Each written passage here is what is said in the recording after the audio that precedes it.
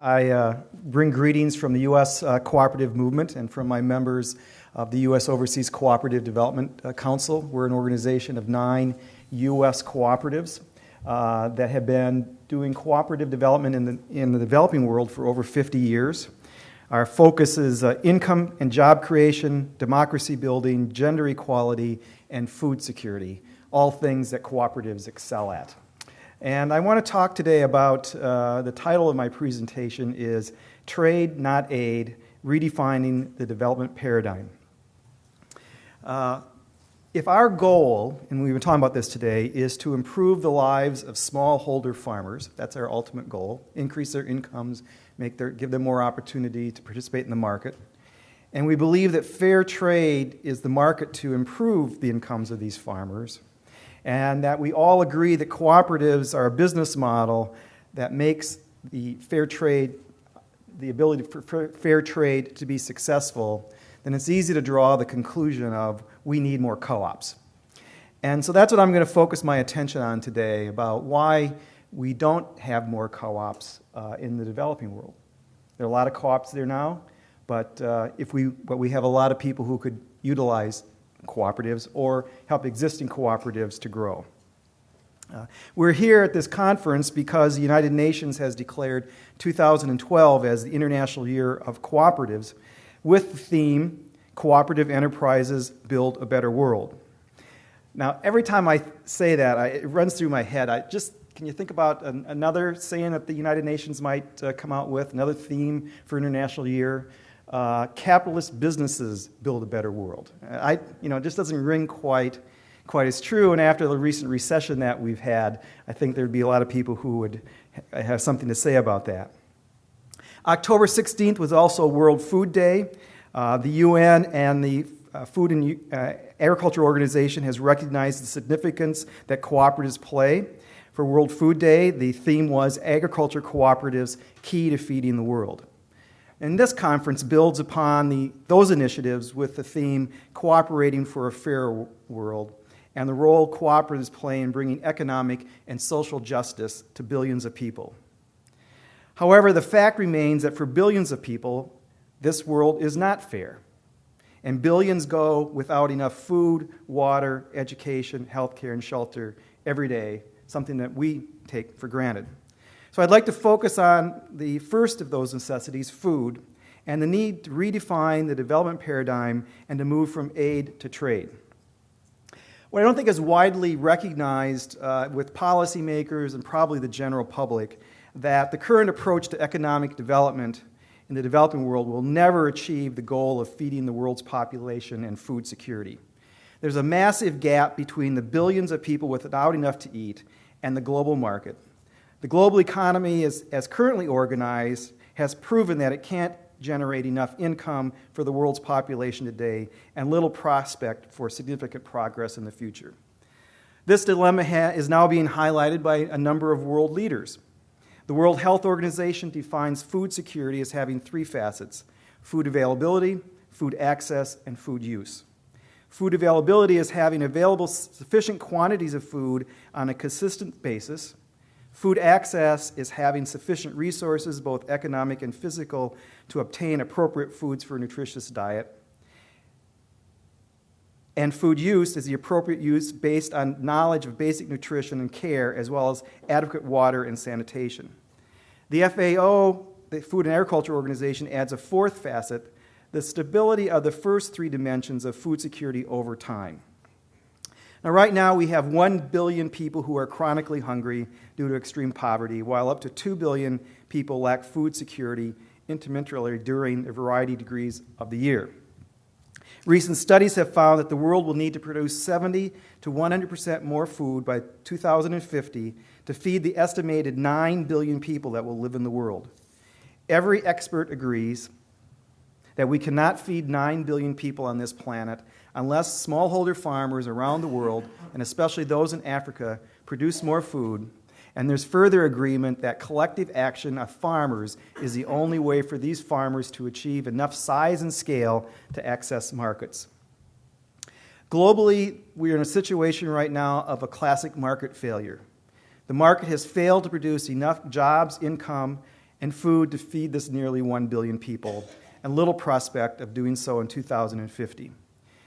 We know that when markets fail, and they fail on a regular basis, cooperatives perform well, and right now is the right environment for cooperative development. So we have cooperatives as the one bright spot with a proven record of achieving size and scale needed in a global economy. Cooperatives are leaders now in ensuring food security for billions of people around the world. According to the UN, 1/2 of the world's population depends upon cooperatives for some portion of their daily livelihood. Here's what Director General of the FAO, Jose de Silva, said recently. Farmer cooperatives will increasingly be important in the worldwide poverty reduction. Strong cooperatives and producer organizations are key partners in the efforts to eliminate hunger for some 1 billion people. So, cooperatives are key to feeding the world. Everyone agrees. Cooperatives are a proven business model to aggregate farmers into collective action to increase incomes and build wealth. Cooperatives are key to promoting fair trade, linking producers and consumers for a fairer world. So some might ask, what's the problem? You have the solution to achieve food security, so why are we with 1 billion people that are hungry? Well, I'll tell you one of the reasons. Many governments and donors continue to use an outdated top-down approach to development, government to government, and not focused on building sustainable businesses that create stable markets that allow people to improve their lives through income generation and wealth building. The reason we do not have more cooperatives in the developing world, and thus a fairer world, is because these donors do not invest in cooperatives. They do not invest in the institutional building that's required, and when they do, it's from the top down, and they often achieve negative effects.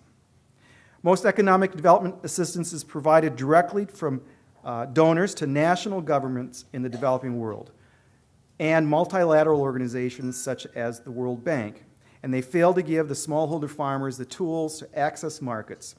The current model they use has some inherent flaws. First is a top-down approach from the donor to the host government.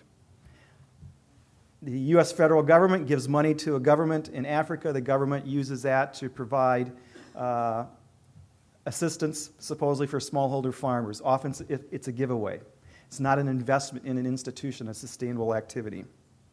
Second, there is confusion between humanitarian aid, which is very important to alleviate hunger today, and the need for the long-term investment in sustainable development.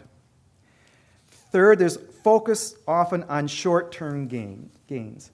I've been with members of Congress who want me to explain how come we can't solve the problem of hunger in Africa in a couple of years.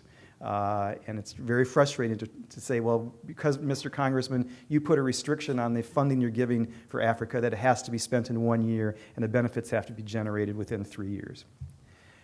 Fourth, there's also a focus much of the time on infrastructure. Governments love to build things, and often they're not the right resources in the right place to encourage development.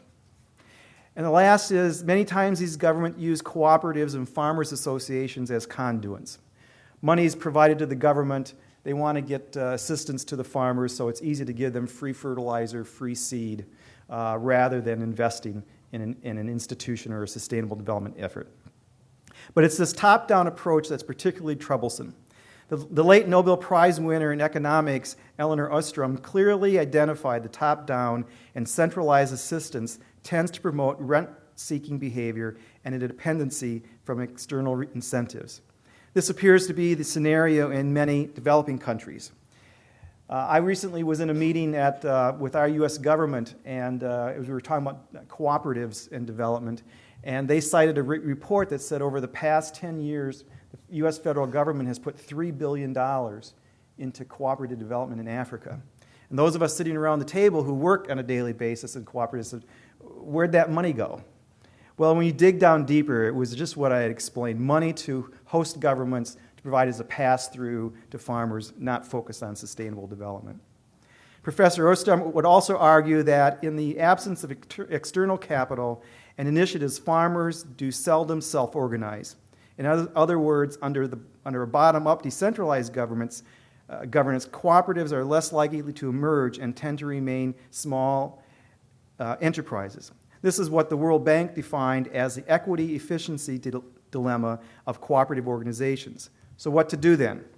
Clearly, we cannot hope to develop cooperative organizations in the developing world without some external incentives. However, it is important that these incentives are provided upon fulfillment of a few key conditions on the side of farmers, and that these conditions are mainly related to making investments and providing patronage in the cooperative organizations. In other words, the farmers need to invest in their organizations to build up the cost-saving devices that will allow them to reach markets. Our solution for food security are cooperatives that link smallholder farmers to local, national, and international markets. There's no better example than that than Fairtrade and how this market has been organized for the benefit of farmers. So what are some basic principles for sustainable cooperative development? The first is long-term development strategies and funding, often that encompass decades. The cooperative institutions must be controlled by the beneficiaries, by the farmers. Third, there can be no government interference. Fourth, a good business environment must exist. Laws, technical assistance, financing, infrastructure. Fifth, they must have access to markets, both local, regional, and international, and they must be allowed to reach a size and scale where they can compete in these markets. With this type of an environment, it is possible for the right type of investment in institutional building, and we can have the prospect of feeding the world by 2050. People around the world need a greater diversification of the global economy. The economic and political momentum, I believe, is shifting in our way in cooperatives. As we move from the 2012 International Year of Cooperatives towards a cooperative decade, I'm confident that cooperatives will play an important role in the lives of billions of people by reducing poverty, ensuring food security, empowering people to lead stable governments and a more peaceful world. I've witnessed the great power of cooperation, and it leads me to believe whatever the challenge, the problem, or the opportunity, there's a cooperative solution. And it proves that cooperative enterprises build a better world. When people have enough income to feed their family, enough money to send their children to school, to have clean water, housing, and health care, when they lead a better life. When people cooperate, no one gets hurt, and that leads to world peace. Thank you.